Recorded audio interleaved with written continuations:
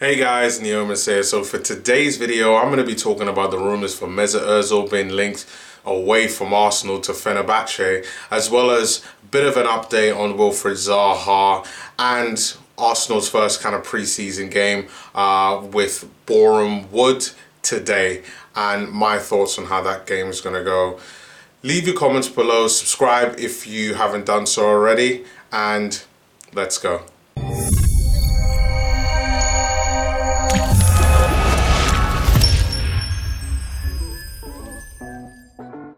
So over the past 12 hours, Mesut Ozil has been linked away from removed from Arsenal to Fenerbahce. And what I would have liked was to be able to see this move to be a permanent transfer, meaning more transfer budget for Arsenal to be able to play around within the summer. However, it seems that this is going to be a loan with Fenerbahce looking to take him on for at least a year loan, possibly 2 years, as he's got 2 years left on his contract with Arsenal, and he might just end up leaving Arsenal for a free. The biggest stumbling blocks to this deal that I've been reading is that Ozil's wages being a massive issue. I mean, you look at this, Ozil's on 350 grand a week. Fenerbahce do not have the money to be able to support that. Even with Arsenal's help on being able to kind of fund Mesut Ozil's wage, they still wouldn't be able to do that. So it's one of those situations where Fenerbahce are actually looking right now and looking at their sponsors to be able to fund and help Mesut Ozil's wages. You would also be seen as Mesut Ozil is very open to leaving Arsenal for Fenerbahce. It's said that he's already been told that he's not needed, that he's free to leave.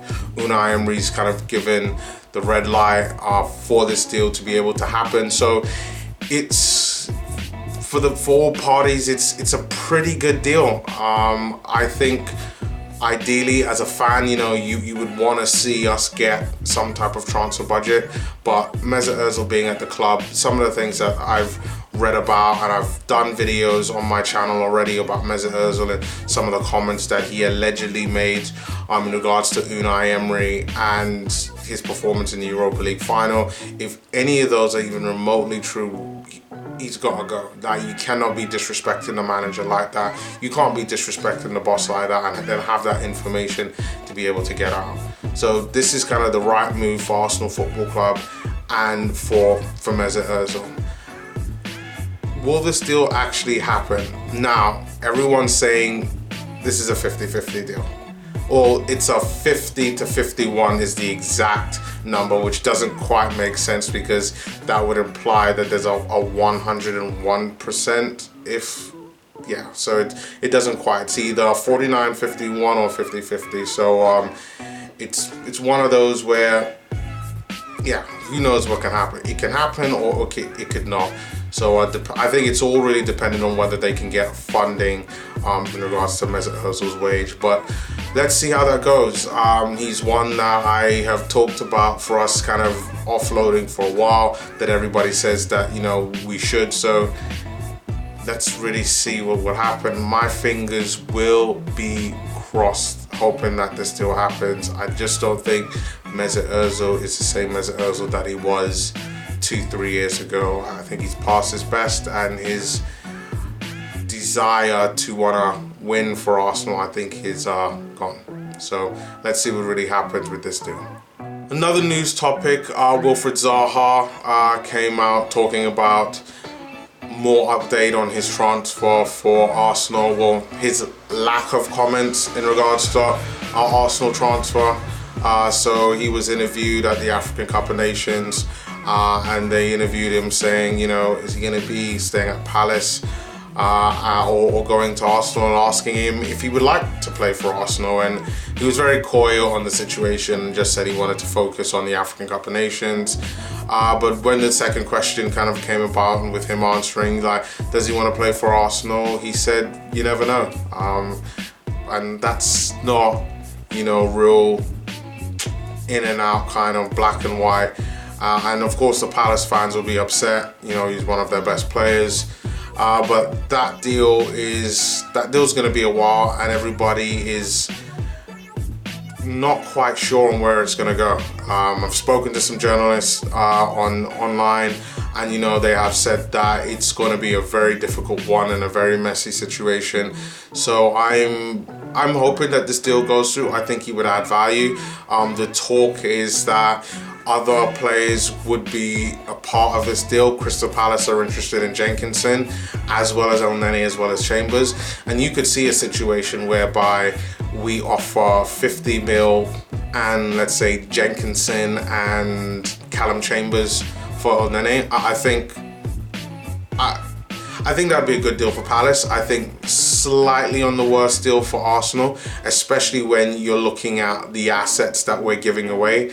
And I know a lot of you guys watching this and a lot of Arsenal fans would be like, yeah, get rid of Jenkinson, like, he's shit anyway. Or Callum Chambers, yeah, we wasn't playing him, like, get rid of him. But it's about the assets that you have. Callum Chambers is a 25 to 30 million pound player. Jenkinson is a 10 million pound player. Like, you're getting rid of that to be able to, and then you're putting money on top of that as well. You know, if Palace are going to be getting Jenkinson and Chambers and like 40-50 mil, that's a very good deal for Palace, I would say. But again, that's one like Mesut Ozil that let's see what really happens over the next few weeks. I think that, you know, now we're looking where what it's the 7th of July, 8th of July now. In a couple of weeks' time, we're 3 weeks into July, and it could be a very different situation. And then finally, it is Saturday. It is hot as fuck in London, and Arsenal are playing their first pre-season game against Boreham Wood. Now, when I did my previews of the pre-season games, probably about 3 weeks ago, Arsenal will actually do, their senior team were due to play Boreham Wood, but it seems that over the past week or so, it's going to be the academy players that are going to be playing against Boreham Wood, and they're putting out a really strong side. The likes of Bukayo Saka, Emile Smith-Rowe, Eddie Nketiah and Reece Nelson will not be playing. They will actually be part of the first team. But the likes of John Jules, Zek Medley and Xavier Amici will be part of the game against Boreham Wood. I will be looking to watch that game online. Hopefully on the Arsenal website they'll be playing that. I believe they're going to be playing that, so I'll check that out and maybe do a bit of a review on that afterwards, seeing what some of these young players could really do. But it's said that, you know, it's going to be a good preseason for Arsenal. I'm looking forward to seeing what the rest of the preseason has in store for some of the academy players. It looks like my prediction video on kind of the top 5 players that could actually play within the first team. It looks like I'm wrong with only one of them, because I didn't think that Saka would get into the side so early. But yeah, guys, thanks again for watching this video. Leave your comments below on everything that I've mentioned here. So what do you think about Mesut Ozil to Fenerbahce? What do you think about Zaha and his comments towards coming to Arsenal? And what do you think about the preseason game from Boreham Wood? And as well as those academy players being left out, what are your kind of thoughts? Really looking to kind of get a discussion going, and yeah, keep things kind of rolling. And again, thanks you again for all the views and comments really recently. Much appreciated. Or even the dislikes as well to some of the videos. I appreciate that as well. It gets me to kind of think and change things as I see fit. But leave your comments below, and I will see you again next time.